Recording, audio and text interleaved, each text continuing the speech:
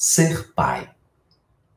Ao lado da maternidade, nós sabemos, a paternidade é missão espiritual da qual todo aquele que regressa à pátria espiritual deve prestar contas.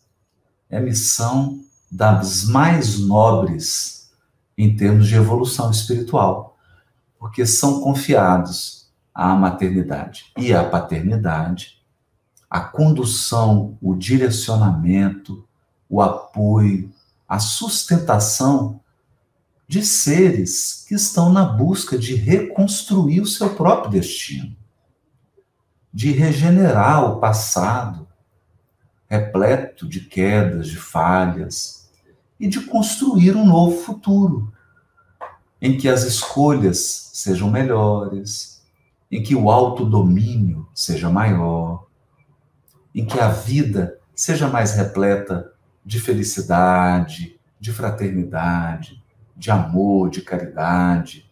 Esses, portanto, são os grandes objetivos da paternidade e da maternidade. Mas nós vamos nos concentrar aqui na paternidade. E nos lembramos de uma parábola muito especial, que está no capítulo 15 do Evangelho de Lucas, nos versículos 11 até o versículo 32. Então, Lucas 15, 11 a 32. E é tão curioso porque todo mundo conhece essa parábola por parábola do filho pródigo. E o simples fato de nós darmos a essa parábola o nome de parábola do filho pródigo já reflete a nossa visão da paternidade divina e, de certo modo, a nossa cegueira em relação à paternidade divina. Porque a parábola, na verdade, ela fala de dois filhos. Do filho mais jovem, é nomeado aqui de filho mais jovem, ele não é chamado de filho pródigo, ele é chamado de filho mais jovem, e do filho mais velho. Um menos experiente, o outro mais experiente. No entanto, a parábola não é feita só dos dois filhos.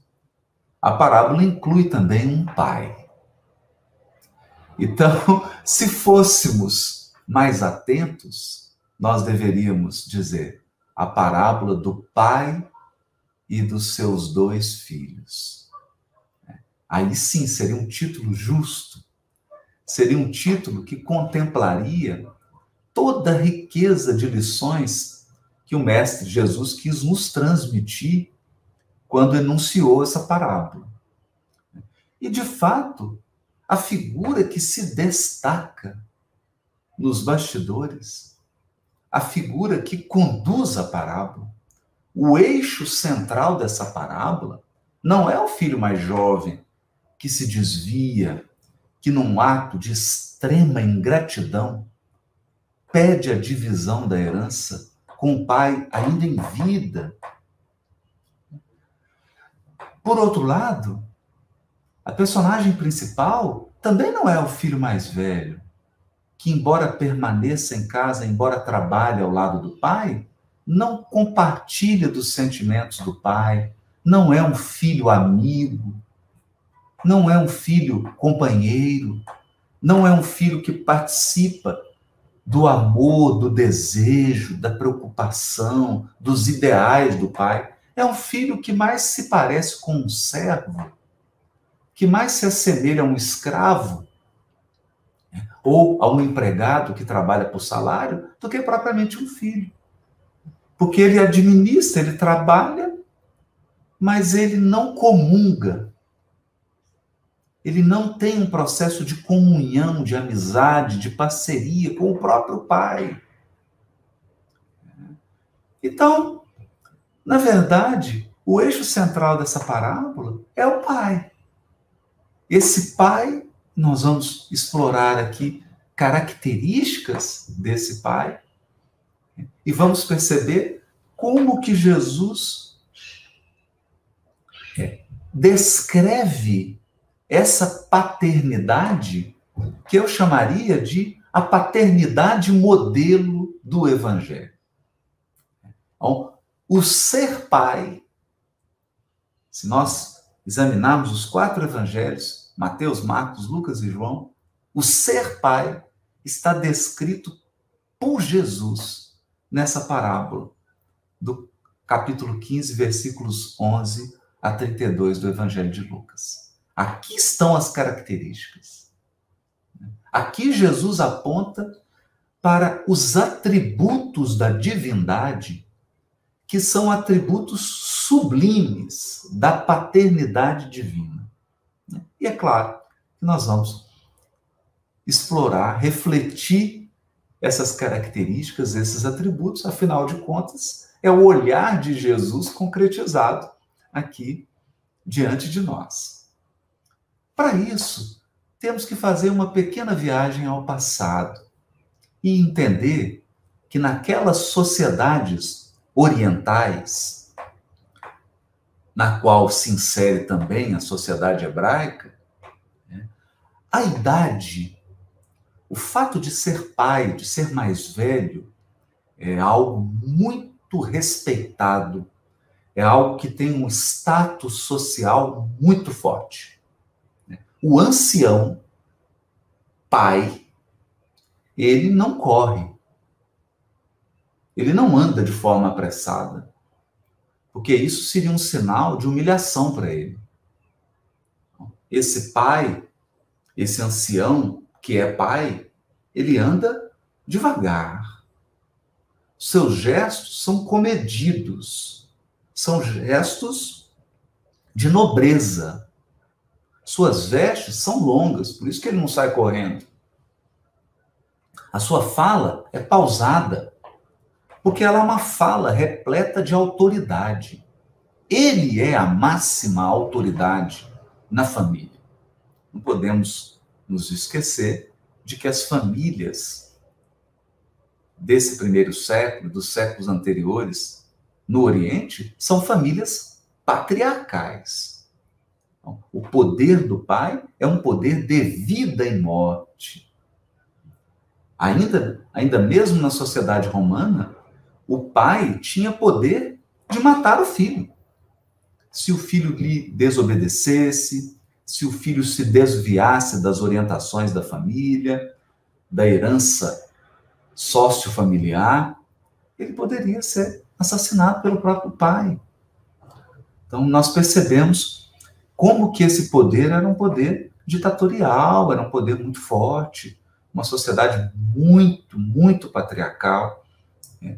Mas nós não estamos aqui para discutir a estrutura da sociedade antiga. Nem estamos aqui para julgar questões sociais ou econômicas das sociedades, porque o nosso propósito aqui é extrair os elementos espirituais da lição.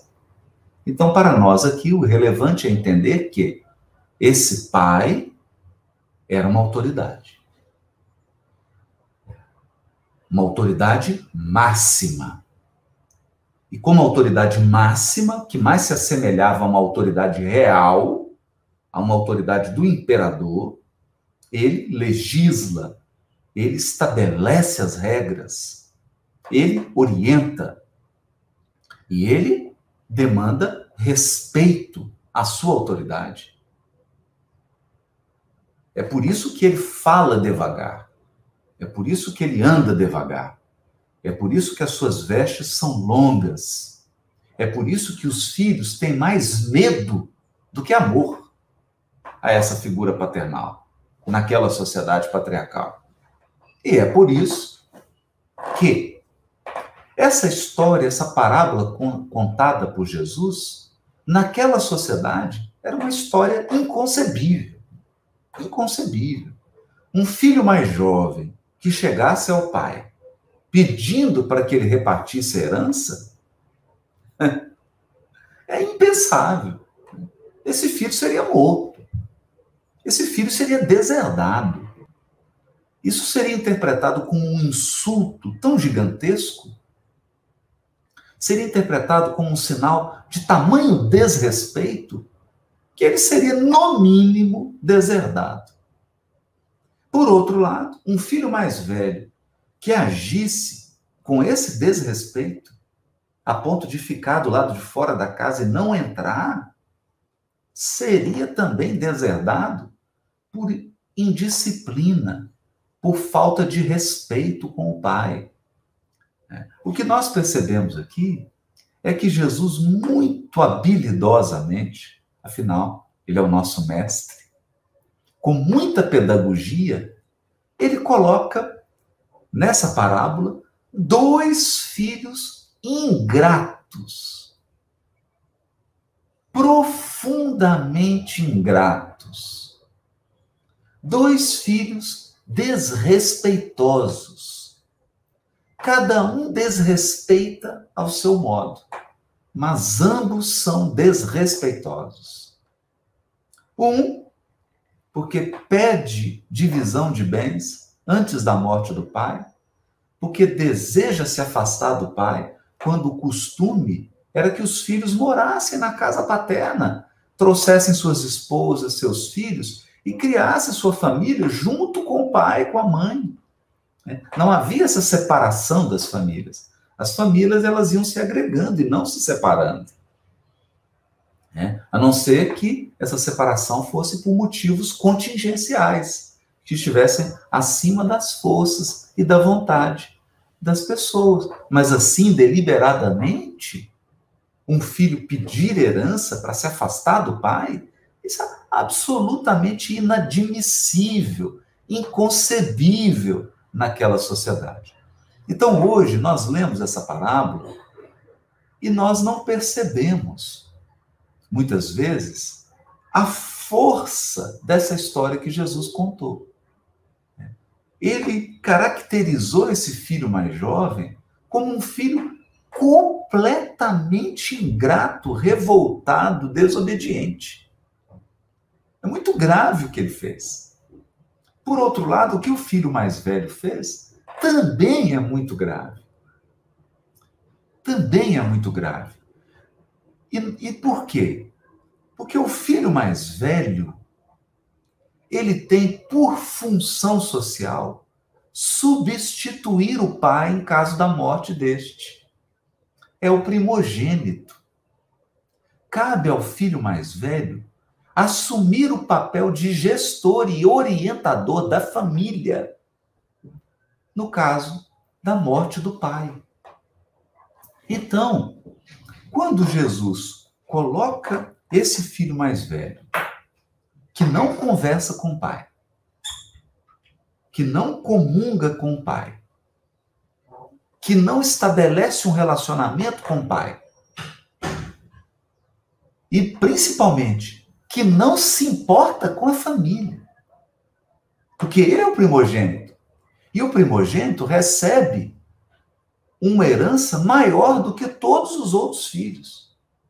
Na divisão dos bens, ao primogênito cabe uma parcela maior, exatamente por conta da função que ele tem de substituir o pai no caso da falta dele. Então, esse filho aqui também mais velho é extremamente alheio à sua função de primogênito. Ele pensa nele, pensa nos seus benefícios, encara a função de primogênito como uma espécie de escravidão. Ele não percebe a grandeza social, a grandeza cultural da sua função de filho mais velho. Ele não estabelece uma relação com o pai, ou seja, ele não comunga com o pai, ele não tem um relacionamento com o pai, ele age como um funcionário. Ele não é um funcionário. Ele é um primogênito. E o pai diz isso a ele. O pai diz a ele: filho, tudo que eu tenho é teu. Você é o primogênito. Você está sendo preparado para assumir o meu lugar. E ele não se dá conta disso. É por esta razão que Emmanuel, ao comentar essa parábola, ele vai destacar que a falha do irmão mais velho é muito, muito mais grave do que a falha do irmão mais jovem. E é bom que a gente não se esqueça. Jesus conta essa parábola numa situação muito peculiar. Então, essas personagens aqui, elas têm endereço certo. Jesus conta essa parábola porque os fariseus estavam revoltados por ele, Jesus,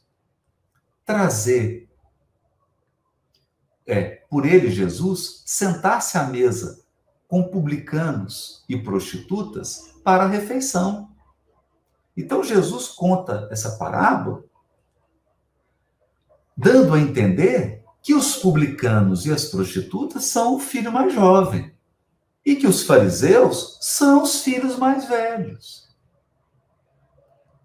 E, portanto, Jesus aproveita a parábola para explicar a paternidade divina. Essa parábola é a parábola da paternidade. Ela é a parábola que mostra as qualidades paternas de Deus. Nós teremos, ao longo do encontro, fala sobre a maternidade, e, é claro, o lado materno de Deus também será enfatizado, mas a mim coube aqui explorar esse aspecto da paternidade divina. Então, Jesus já deixa claro aqui que esse pai é diferente.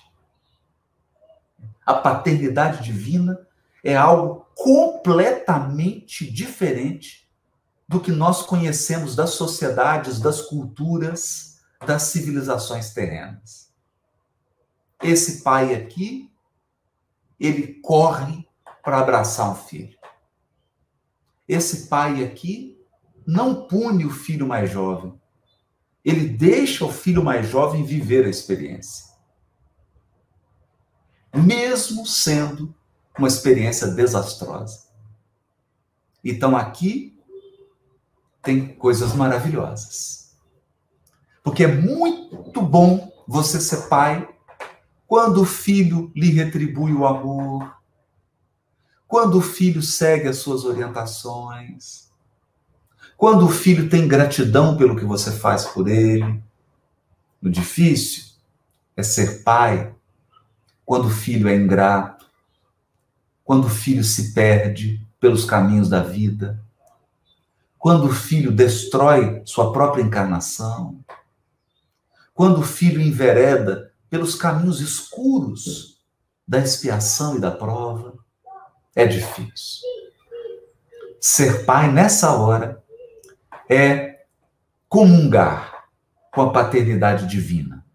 Porque Deus, mesmo sendo todo-poderoso da criação, ele jamais retira o livre-arbítrio de qualquer dos seus filhos. Mesmo percebendo, e é claro, ele é onisciente, mesmo percebendo que o filho está fazendo, e filho, quando eu digo aqui, não estou dizendo gênero, filho ou filha, eu estou falando filho, o espírito imortal, sem gênero. Estou falando do espírito imortal, não estou falando de corpos masculinos e femininos, não estou falando de orientação sexual, não estou falando de identidade sexual, não. Estou falando de espírito imortal. Essa filiação espiritual. Porque Deus também não é homem nem mulher, Deus é Deus. Então, nesse vínculo, o Criador jamais, mesmo sendo onisciente, mesmo sendo a inteligência suprema, ele não retira o livre-arbítrio de qualquer espírito. Todo espírito é livre, até mesmo para destruir a sua encarnação. Até mesmo para comprometer o seu futuro. O espírito é livre. E essa liberdade não é fácil. Não é fácil você ver alguém que você ama, alguém que você educou, que você criou, exercendo mal o livre-arbítrio. Não é fácil. Então aqui eu destacaria um primeiro aspecto do ser pai e da paternidade divina. Deus dá tudo. Dá tudo. Como nessa parábola. Ele já tinha dado tudo a esse filho e ainda repartiu, ainda deu mais. Então Deus dá tudo. Mas ele não retira o livre-arbítrio do filho adulto. Do filho adulto, claro. Filho adulto. Respeita o livre-arbítrio. Respeita as características. E sabe esperar. Sabe esperar o tempo, fazer o papel da lapidação, sabe esperar o tempo, fazer o papel do burilamento. Não é fácil. Aqui, quando Jesus conta essa parábola, ele está nos acordando, ele está nos chacoalhando. É como se Jesus dissesse para todos nós assim: escuta, tenta enxergar o lugar de Deus. Tenta enxergar o lado de Deus. A gente só enxerga o nosso lado de filho, de espírito. Tenta enxergar Deus, o lado dele. Vendo seus filhos amados cometendo os maiores equívocos. E mais, depois que o filho adquire experiência, depois que o filho comete todos os erros, ele é o primeiro que vai ao encontro do filho e o recebe, abraça e beija. Naquela sociedade, o pai não abraçava, não beijava filho. No máximo, o filho beijava os pés ou as mãos do pai. Aqui não. Aqui nós temos um pai que beija o rosto, abraça, agarra, mostrando um Deus infinitamente amoroso.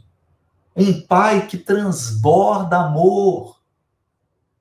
Mas um pai que educa. Que educa. Porque nós não podemos nos esquecer. Todos os elementos do ambiente dessa parábola aqui são paternidade divina.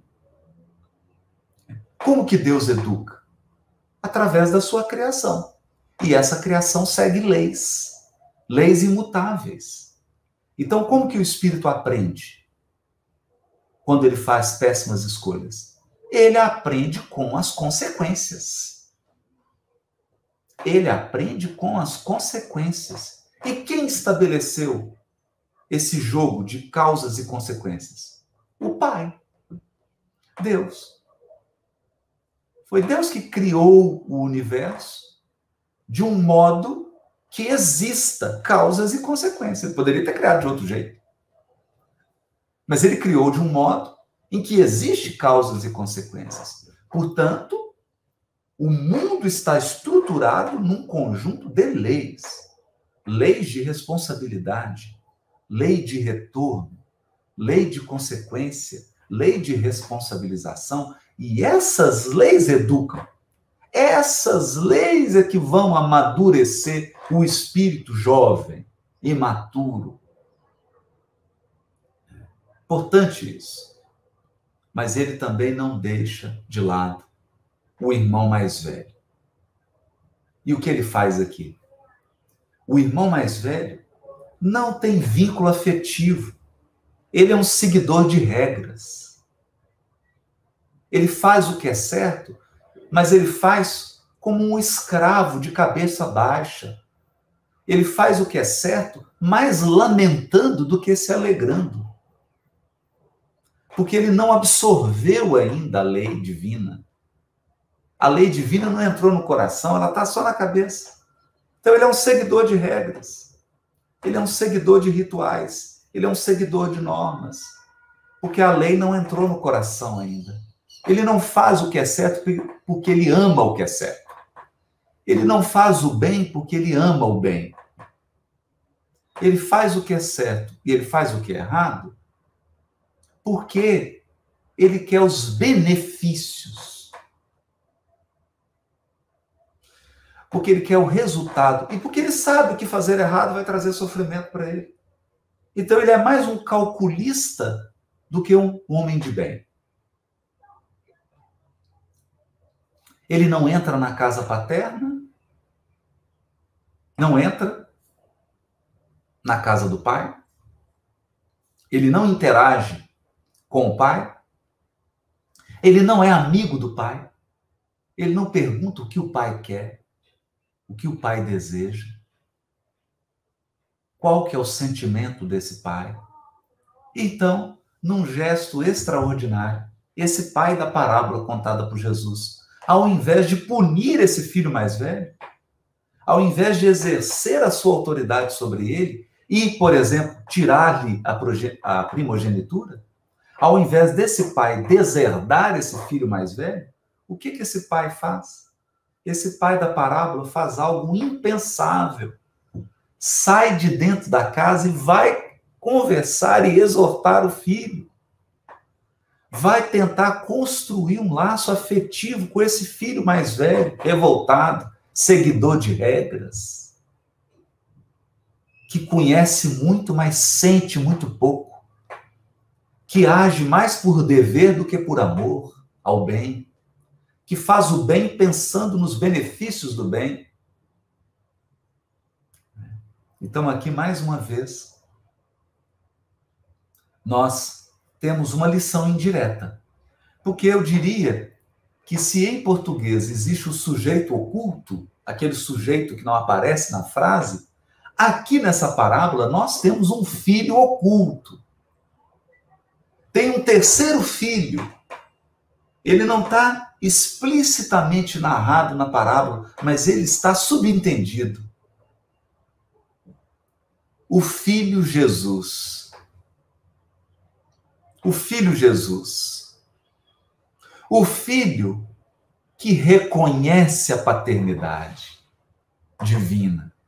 O filho que entende as características da paternidade divina, que é orientação, amor ilimitado, comunhão, afeto, parceria. Esse filho oculto da parábola é Jesus, que vem ao mundo fazer a vontade do Pai, que diz para todos que a comida dele é fazer a vontade do Pai. Um filho que está em comunhão com o Pai.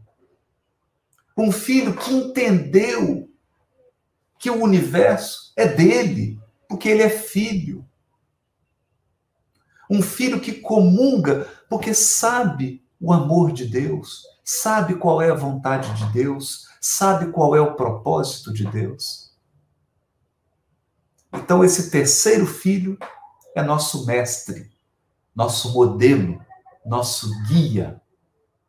E aqui, ocultamente, ele aparece na parábola como um modelo de filho.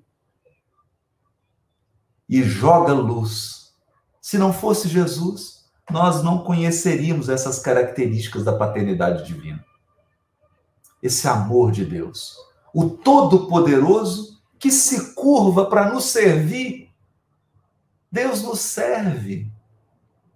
Sendo Todo-Poderoso da criação, ele nos serve com o seu amor, com a sua sabedoria. Ele renova as oportunidades. Ele renova as possibilidades. Ele orienta. E então, nós, pais, temos uma bússola. Nós, pais humanos, temos um referencial. Colocar ordem, orientar os filhos, não deixar faltar orientação, não deixar faltar disciplina, não deixar faltar disciplina. Amor não é deixar tudo, amor é colocar limite, amor é conformar, amor é dar forma, não é? É ter contornos, é ter responsabilidades, mas também é amar, respeitar e se preparar. Se preparar, porque talvez os filhos não compreendam. Talvez os filhos não expressem a gratidão necessária ou esperada. Talvez os filhos não reconheçam, mas que importa? O simples fato de ser pai já é uma dádiva, já é uma missão do Pai Celestial. Porque quando Deus delega a paternidade a alguém, é porque Ele deseja que esse alguém experimente a paternidade divina. Experimente um pouquinho do Pai Celestial. Nessa hora em que nós somos pais humanos, nós participamos da paternidade divina. Ora, isso não é pouca coisa. Isso é uma dádiva. É uma dádiva. E é por isso que esse dom será avaliado. É por isso que prestaremos conta dessa dádiva, que é ter participado da paternidade divina como cooperador. Jesus, o filho oculto da parábola, o terceiro filho que não aparece na parábola, é aquele filho que sabe honrar, que participa com o Pai e que exerce também a sua paternidade com relação a todos nós, porque Jesus é também um pai da nossa evolução humana. Junto com Deus, ele nos orienta. Sob o comando de Deus, ele direciona a nossa evolução. São reflexões profundas que eu quero deixar a todos nesse encontro, para que a cabeça fique aí pensando, refletindo nessa grande lição trazida na parábola. Um abraço a todos. Obrigado, Júnior.